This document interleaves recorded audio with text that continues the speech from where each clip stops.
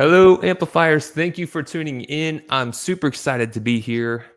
We have some amplifiers who are thought leaders, and we're going to be talking today about tips for cultivating community because we've got something really cool and special coming up. If you haven't heard of GrowCon, we're going to be talking about that, what GrowCon is, who it's for, and the cool thing is it's really establishing community. It's establishing a place for people to come together and share ideas. Community is a way that we can all grow. And so without further ado, I want to start off by just sharing what we're going to be getting into today. We're going to start off with doing introductions, and then we're going to talk a little bit about GrowCon, what it is, who it's for, and some of the things that are coming up in it, why you might want to know what that is and tune in and attend. It's going to be in Jacksonville, Florida. We'll talk about that in a moment. And then we'll be sharing some tips for cultivating a community, and we'll have a little bit of discussion around that. So without further ado, we're going to start off with doing some introductions. If you don't know me by now, where have you been? My name is Kenny Harper. I'm the host of Growth Amplifiers, and I would assume you might know that, but who knows? Maybe you're tuning in from someone who shared this. So thank you for being here, and I'll pass the mic to our lovely lady as we're doing self-introductions. Oh, thanks, Kenny. So first off, just so happy to be here. Community is a topic that I'm deeply passionate about. Um, I am currently employed as the happily employed. I'm only 4 months in, so I basically have opened all the cupboards and I know where everything is. I'm the vice president of marketing and communications for bookkeep.com. And Bookkeep is a data bridge that sits, a secure data bridge that sits between. We're not a bookkeeping firm like our name might connote, but we sit in between all those gnarly e-commerce and payment platforms that you might use. Square, Shopify, PayPal, all the Amazon, all the big ones, and then we sit in between that and booking into QuickBooks Online, Xero, or Zoho Books. So I've just joined, and part of that I was at Lisio for 3 years, and part of that probably most people know me from my time at Intuit, where I was almost 16 years leading leading the influencer programs for Intuit in various different incarnations. So I'm super happy to be here. And little fun fact about me is a lot of people don't know is that I was a bookkeeper before I came to Intuit. Yeah, who knew, right? I led the outsource accounting for a firm in Santa Cruz, and so bookkeepers but the bookkeepers in particular are near and dear to my heart because they are the accounting professionals that I've worked with throughout my whole career. They're very heart led, and so community is a deep and passionate topic that resonates throughout everything that we do. So I'm really happy to be here. Sorry, was that too long? I have no idea. I didn't prepare That was an intro. perfect. That was Yeah. perfect. Thanks for teeing us off. Okay. And Yeah. now the mastermind with the big plan, pulling all things together, making it happen. Roger, if you could do an introduction, that would be wonderful. Certainly. Roger Connect, President, Universal Accounting Center. We work with individuals that are either in the phase of starting their bookkeeping, accounting, or tax business, or in the process of building their firms to become what I refer to as the premier accounting firm in their area. As such, we basically do a variety of things, principally training, certifications, coaching, and support for both the firm owners as well as their staff. And as it relates to GrowCon, this is an annual event for owners of accounting firms to essentially empower them, help you as individuals really get a lot of the things that I feel are missing within the community space. And we're going to talk about those today. Super cool. I'm glad to have you both on here as this is a really cool event. So let's talk a little bit about GrowCon for a moment. We just kind of did. But if you haven't already, subscribe to our channel. We always appreciate that. We're interviewing advisors and thought leaders who are helping shed the light and giving amplifying ideas that you can put into your business to improve it. So GrowCon, it's a community. And Roger, if you can kind of get us started off, you started a moment ago, who this is for, what is covered, and then I'd like to get Allison's take on her thoughts about it as well. And then I think you both are presenting in that event. So maybe if you could share what it is you're going to be presenting in that conference as well. Certainly. Well, let me take it and more or less set the stage for what the event is, and then we can talk about maybe our different topics and so forth. But the event is particularly for owners of bookkeeping, accounting, and tax businesses. To my knowledge, it's the only event that is actually Mhm. specific to the owners.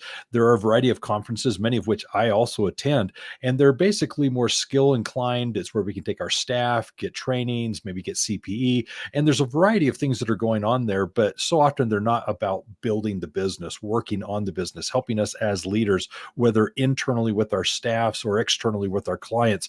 And so, what we're going to be talking about at GrowCon are those things that you need as the owner as you're working on your business. And so, we have first and foremost on the stage the experts. They're sharing with us those insights that we need to be aware of as we're trying to stay cutting edge as it relates to being the premier accounting firm in our area, offering quality bookkeeping, accounting, and tax services. So we want to hear from those experts, but also as owners, we want to have peer interactions. We're there going to meet those individuals, the community that we have.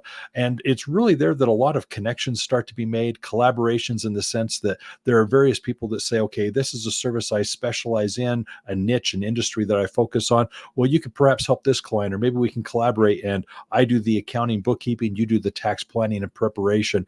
And those collaborations become so essential to better service the client and be the whole that I believe that we as an accounting profession need to be for our clients. Now, the other thing that I think is very helpful is also there's the staff of Universal Accounting. They are individuals that are committed to helping individuals be in business for themselves, but not Mhm. by themselves with Universal. And so we've got this community, as you're alluding, that basically is meant to meet each and every year to kind of reconnect, reground, and as leaders work on our businesses. And that's a very broad statement, but it's a very important truth. What we need to do is step away from the daily operations and find a way to hear from the experts what it is we can be doing to work on our business. Awesome. And so it's really coming together, building community, sharing, learning, and ultimately we can grow together, right? So we can grow together. You can't be the master of everything. And so when you can learn more, you can earn more, you can make a bigger impact, all that jazz. So now let's talk about a little bit about, what are the ideas that you're bringing to attention? Allison, I'd like to hear from you. You're Oh, presenting sure. at GrowCon.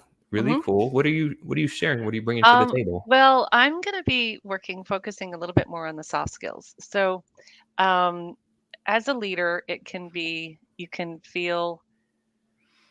self-guess yourself. You can, you got that swirl in your mind. Roger mentioned it. You really need to be able to step out of the business to work on the business. I'm also a firm believer of stepping out of your business to work on yourself as well. And so we're going to cover some things um, where should I think about AI? Where's that going to fit in? So my title is called Future Proofing Yourself: Key Skills for Tomorrow's Accounting Leaders. Um, and we're going to cover a number of things, like sort of how to think about AI. I'm not going to teach AI on this on the stage. Obviously, there's lots of training available for that. But how do you think about it, right? And how do you think about it? Maybe if you're over the age of 40, should you be worried about it or not? I want to share with this audience just a little thing that I learned.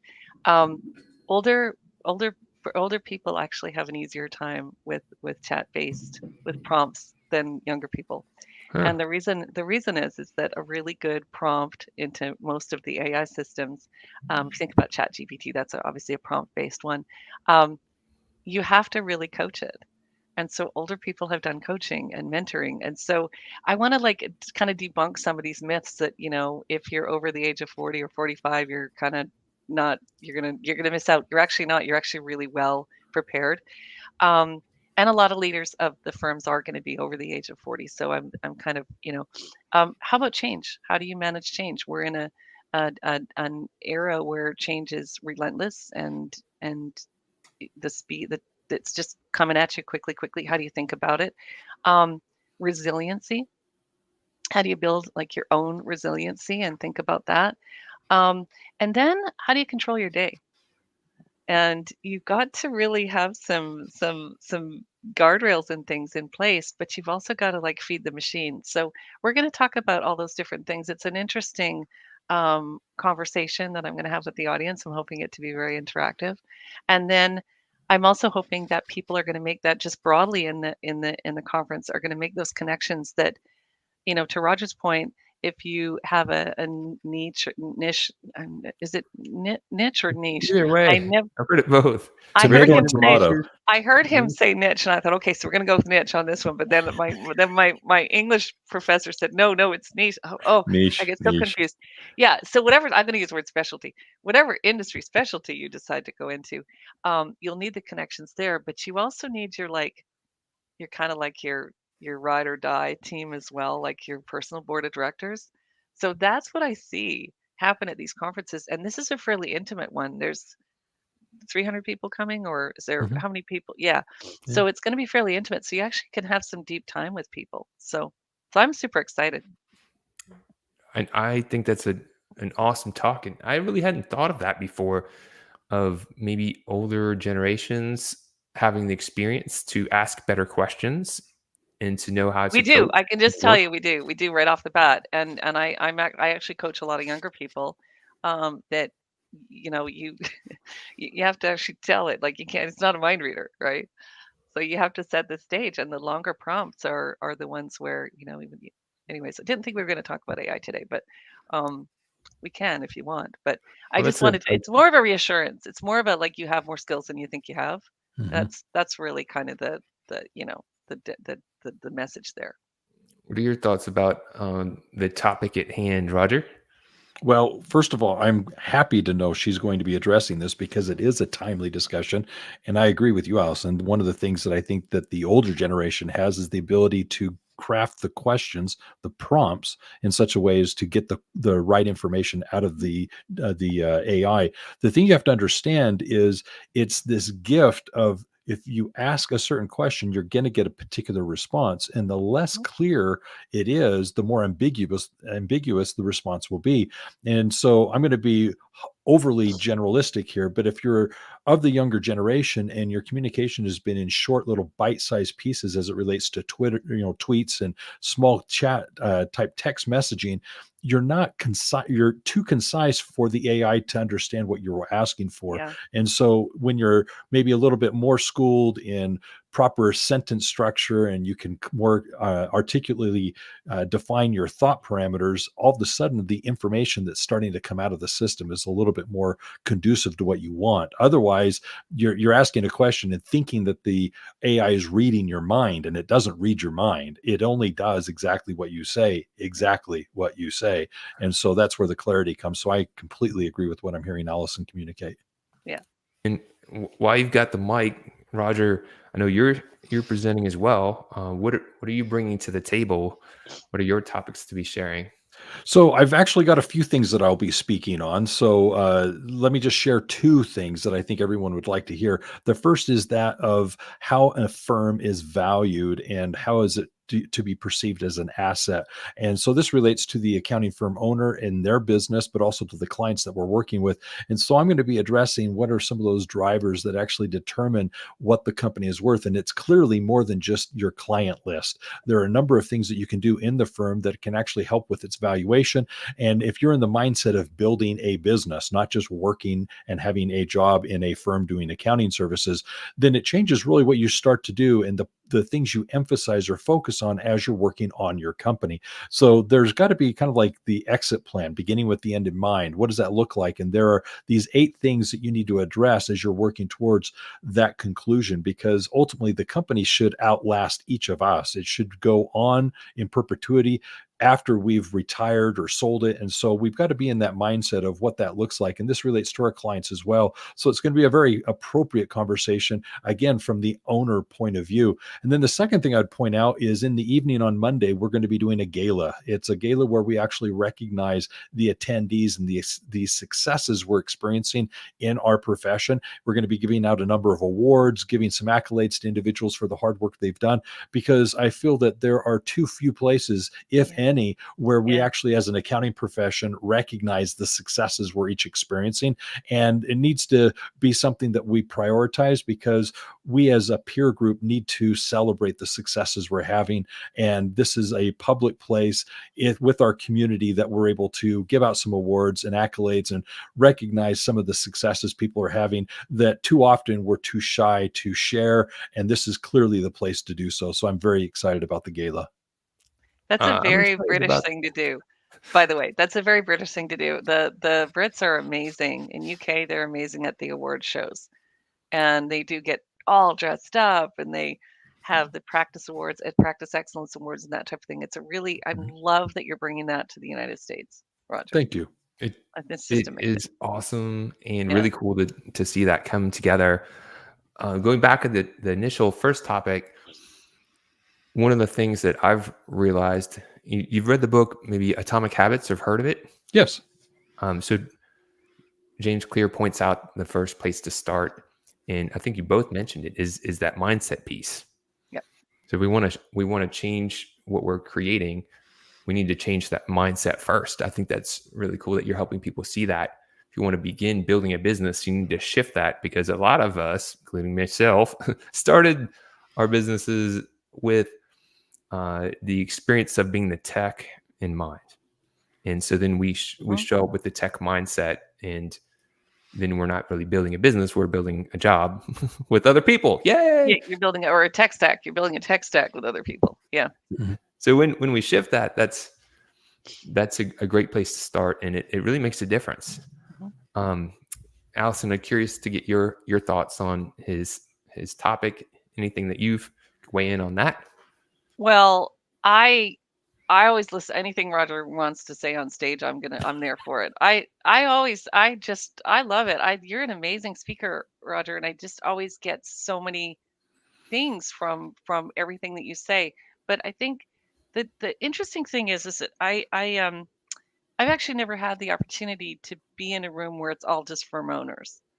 And so that's going to change. That's going to shift the dynamic quite a bit. And so the things that people are going to be talking about is they're going to be, now there could be some solo firm owners there too. I mean, you could have a firm and it's just you, Of course. which is great, right? Yep. But I think people are going to be exploring the different topics in a way that's going to be very open. And what I'm hoping will happen is that people will come and be willing to be vulnerable. And that they will, to Kenny's point, that they are willing and wanting to shift whatever mindset they need to shift, and are going to be open, and are going to go around and learn everything that they can possibly learn.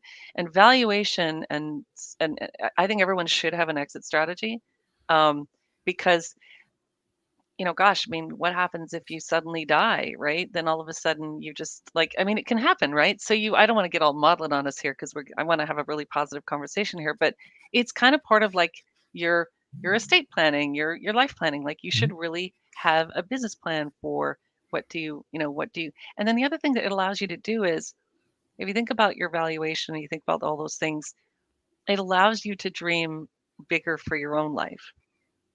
And so right now you've got all this passion and you're involved in your firm and everything. Is that going to be the case forever? I mean, the happiest people that I know, they have their firms, they have everything running really well, and they're still able to have their life as well, right? And those two things do not have to be incompatible, but if you don't do it correctly, if you don't plan right, and you don't have the right systems in place, and the right people working for you, and everything kind of humming, your business can really overwhelm you. And it can just be, you can just be only your business. And then of course, everything else suffers. Your health can suffer, and your relationships can suffer, and you don't get the chance to exercise the other parts of your brain, because you're using the analytical and logical side and the firefighting side all the time. You don't get to, so there's just so much there. I don't know where you're going to go with it, Roger, but I'm just I'm down for it. I'm I can't wait. Well, you're right. There's a number of elements that go into this, but I think the key phrase that you shared that is so important is beginning with the end in mind. So often when I'm talking to people as to why they started their business, what was the catalyst? It's some life-changing event that caused them to be unemployed. And they're saying, okay, I'll Mhm. start a business. Oh, my first employee is me. Now I have a job. And yes, you can pronounce or introduce yourself as the owner, but you have a job. Nothing gets done unless you do it. Yeah. There's an evolution that goes beyond that. And it's those people that clearly see themselves as more than a solopreneur, they're actually going to now embrace this opportunity to say, you know what, I actually have a service that's unique. I take care of my clients differently than other accounting professionals. I have a relationship with them that's valuable. I feel I can move the needle in their companies. So all of a sudden you become passionate about your work and it's no longer just a task. And so what we're trying to do now is say, okay, you've got this wonderful thing that you're doing and you're able to service only so many clients.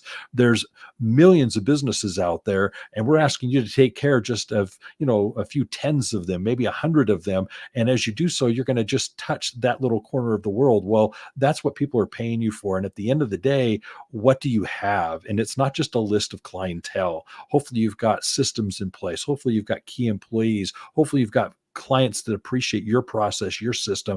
All of a sudden you've got a business. And as you choose to move on in your life, whenever that may be, for whatever reason it may be, all of a sudden you're in a position where it's not a difficult thing to transition away from because you have key employees, standard operating procedures, just a variety of things that I'll be addressing that enable you to now say, my company is worth something. This is Mhm. fun. It's almost like a dowry. I'm going to now gift off my business and I get a dowry for it. And that's huge. And so that's one of the things that I want to emphasize.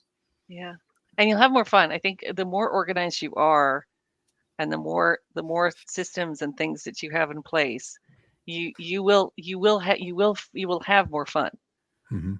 I think about my one of my heroes is Dawn Brolin, and she doesn't call Mhm. it tax season anymore. She calls it softball season.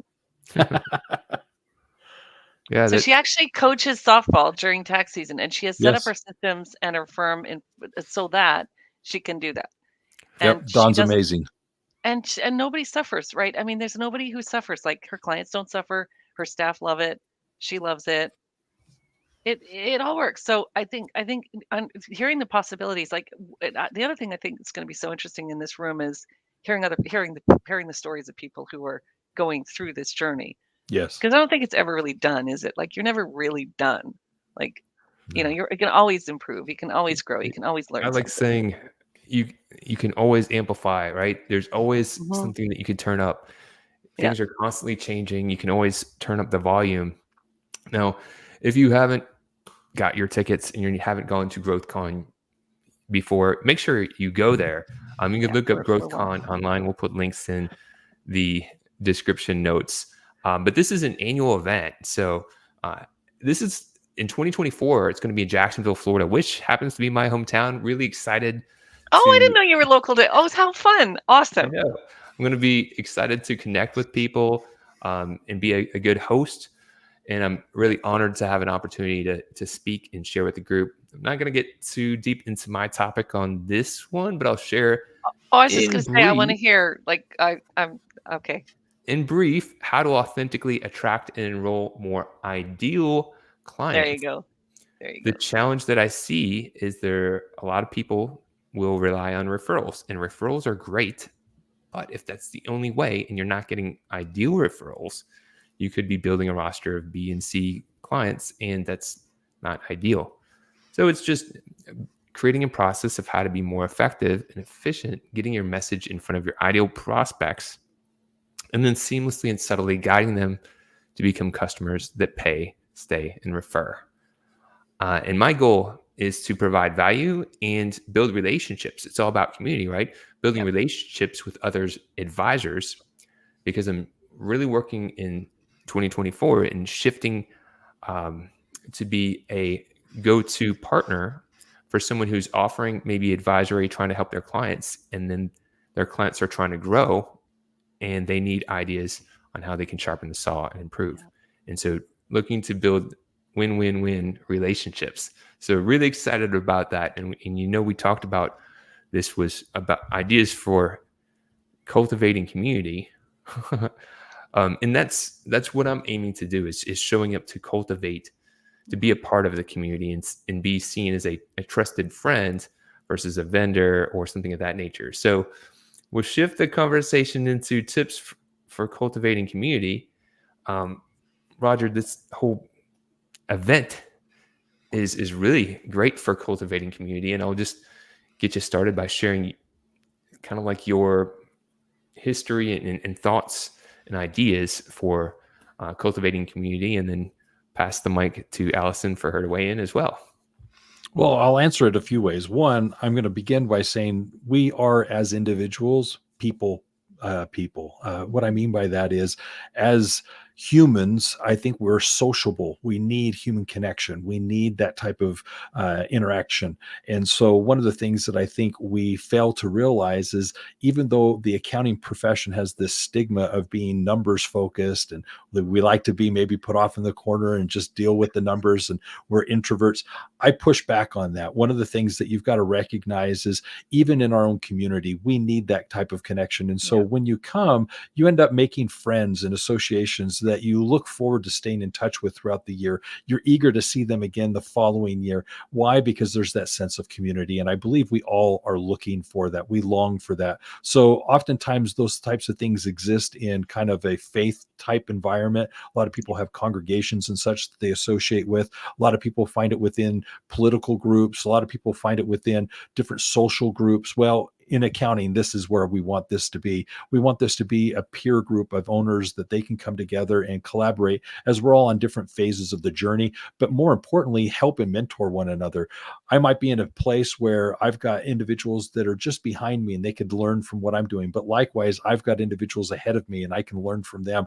And so we're all on this journey together, building our firms. And so I want to actually encourage people to recognize the value of the community nature of it. Now, why did GrowCon start? It started partly because I didn't realize I didn't see or find any other association or organization that was exclusive to the owners of firms. And so that was one of the catalysts that started this years and years ago.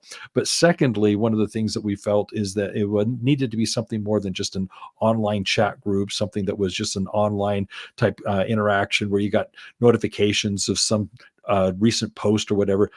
That's fine and dandy, but really we need to be able to sit next to one another, interact with one another without those distractions, and find out who we are at a personal level. And in doing so, I think that there's just an emotional connection that occurs locally, live, in attendance, that you won't experience anywhere online. So those are some of the elements that I really felt were drawing to the start of what was the impetus to actually begin all this, but why the catalyst, why this continues to grow. And it's simply because of those elements. I will just express that I was talking to one of my clients who just got back from Fashion Week in Milan. Yeah. And he said there was he went to a soccer game out there, or a sports game of some sort. Maybe it wasn't soccer, but he said there was 80,000 people in attendance. And he said it was just electric. The energy you can feel, and you can't feel that even on a big screen TV. Nope. You can't really have That's why people go to sports break bars. bread. Yeah. Yeah, I could watch a game on the television at home, or I can listen to it on the radio. But the point is when you go to a sports bar or the actual venue itself, there's a totally different experience. It's like a concert, a music concert. You can listen to the album, you can, kind of enjoy it as you have greater or better sound systems. But going to a concert, totally different experience, and that's going to be the same for this event. So, Allison, how about your thoughts when it comes to? I love everything Roger said. It's that electric feeling of being in the room, having that shared experience with people that are like you. You there's a sort of a relaxing, like you'll see people's shoulders relax, right? Where they're like, oh, it's not just me. Everyone suffers, everyone feels this. Or you'll see them all get tense at the same time. Like the body language is really interesting. I presented one time to a group of mostly gray-haired men in London. This was 10 years ago when I was over there. And I said at the beginning of my talk, I was there for Intuit, and I said, I know why you all go into business. I know why you become accountants, and why you create your firms. And they all bristled. And I think they thought I was going to say, because you want to make money, right? And instead, I waited a beat, and then I put my hand on my heart, and I said, it's because you want to help your clients be more successful. And the whole audience went, ah. And so then everyone was having that shared experience. Everybody relaxed, and then we could really talk about, like, why do you do this? So the shared experience, the being vulnerable, knowing you don't have to explain that you're an accountant, and having somebody or an accounting professional and then have somebody judge you for being stereotypically boring. I will say one thing. The most hilarious and exciting parties I've ever been to have been with accounting pros. Yeah. So you know what? You let them loose and they're loose, right? The whole introvert extrovert thing is interesting to me because really that's just where you get your energy. Mhm. Most people don't think of me as an introvert, but I am an introvert. I get my energy from being alone. So, however, I love being around people. So there's that mix. So um, I guess people just shouldn't be worried. They should just come, bring their authentic selves, and know that they're going to be around people that know and appreciate them. Thank I you. love it. Awesome. Well said. So here's some takeaway tips if you're tuning in. We'll keep it brief and easy. And I somehow jumped over the wrong ones. Which way am I going? There we go. Clarify who the community is for. So in this case, Roger, who is GrowCon for? Owners of bookkeeping, accounting, and tax businesses. Yeah. All right. Firm leaders. Yeah. Mhm. All right. So then the common bond. So if you're cultivating a community, you should have some sort of common bond. And right there, you just mentioned it. Everyone who's attending is in accounting, and they're owning a business. And they So also they're want to learn. So that's the other big difference. They're there because they want to learn and share. Oh, that might be the common challenge. Yeah. they have a common challenge. Everyone's looking to grow, to Yeah. improve. Everyone has things that they can solve. hmm And finally, there's a focus, a purpose. hmm In this case, it's kind of like to support, to come together, to share, to help each other, to have that familiar bond with people, to get outside of your comfort zone. To And connect. Yeah. it's a beautiful Yeah. thing. And so what's easy to do, it's easy to say, oh, I got so many other things I've got to get done. I don't have Yeah. time. However, when you look back on your life, do you regret the things you did or that you didn't do? Right. And if coming together with hundreds of other people who have the same thoughts, the same values, not the exact same, but they shared thoughts, shared values, and they're all working together to help each other grow, to have that community, to learn and improve, to spend the time, dedicate yourself for Yeah. your own growth, not just for yourself, but for your team, for those around you, for your community. It's totally worth it. It's one of the best places you can put your time. So as we're looking to wrap, um, Allison, if people want to learn more about you, your background, and where would they go and what should they do? Probably LinkedIn would be the most succinct. I'd love to connect with people on LinkedIn. It's just Allison with one L and Allison Ball, and you could probably put in Allison Ball into it, or Allison Ball bookkeeper, Allison Ball Licio, whatever you want, but you'll find me.